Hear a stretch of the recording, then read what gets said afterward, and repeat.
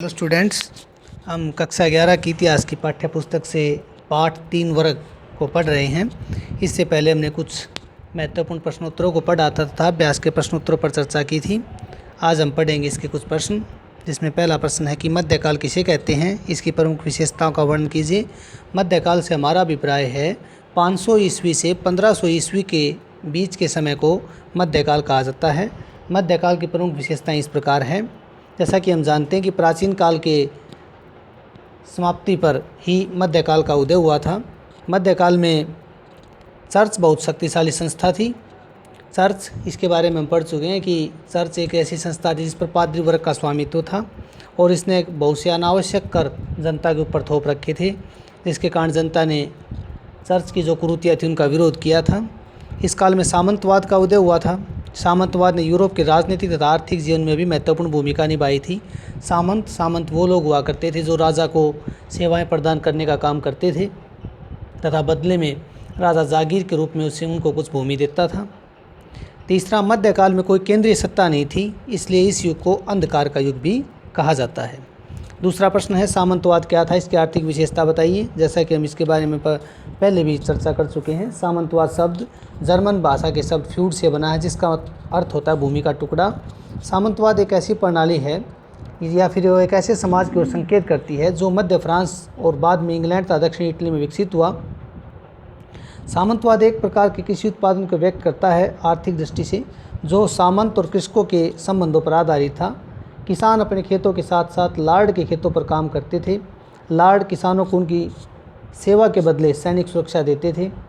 Lord के किसानों पर व्यापक न्यायिक अधिकार भी थे। इसलिए सामंतवाद से जीवन के न केवल आर्थिक बल्कि सामाजिक और राजनीतिक पहलुओं पर भी प्रभाव पड़ता है। अर्थात सामंतवाद एक प्रणाली थी।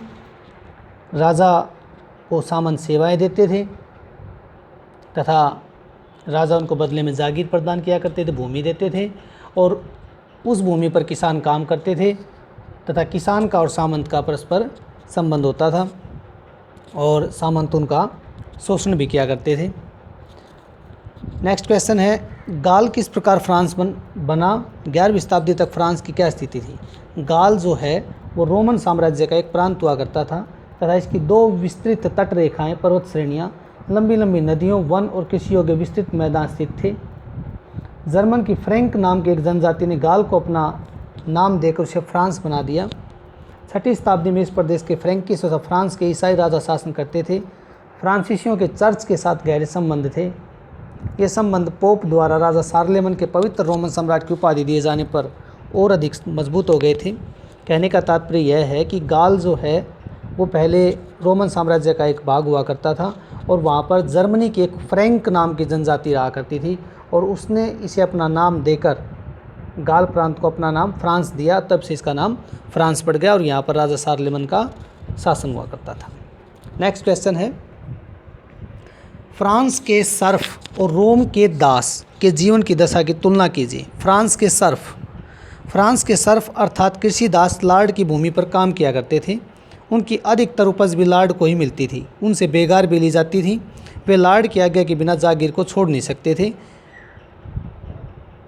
सर्फ केवल अपनी लार्ड की चक्की में आटा पीसते थे और वहीं पर उनकी मदिरा और बियर इत्यादि को तैयार करते थे। लार्ड को उनका विवाह तय करने का भी अधिकार था। रोम के दासों का जीवन बहुत कठोर था। उन्हें भी कई कई घंटे काम करना पड़ता था। उन्हें समूह में बेड़ियों में जकड़ कर रखा जाता था ताकि वे भाग न सकें। सोते समय उनकी बेड़ियाँ नहीं खोली जाती थीं। उन्हें अधिक से अधिक बच्चा पैदा करने को उत्साहित किया जाता था क्योंकि उनके बच्चे बड़े होकर दास बनते थे। कहने का तात्पर्य यह है कि फ्रांस के सर्प और रोम के दास जो थे उनका जीवन लगभग एक समान था। दोनों को ही कठोर परिस्थितियों में अपना जीवन यापन करना पड़ता था तथा अपने मालिक की हर परिस्थिति में उनकी आज्ञा का पालन करना पड़ता था। इस प्रकार हमने 3 वर्ग पाठ से कुछ प्रश्नों को पढ़ा। अभ्यास के प्रश्नों के साथ कुछ प्रश्नों का जो बचे हैं उनका अध्ययन हम अगले वीडियो में करेंगे।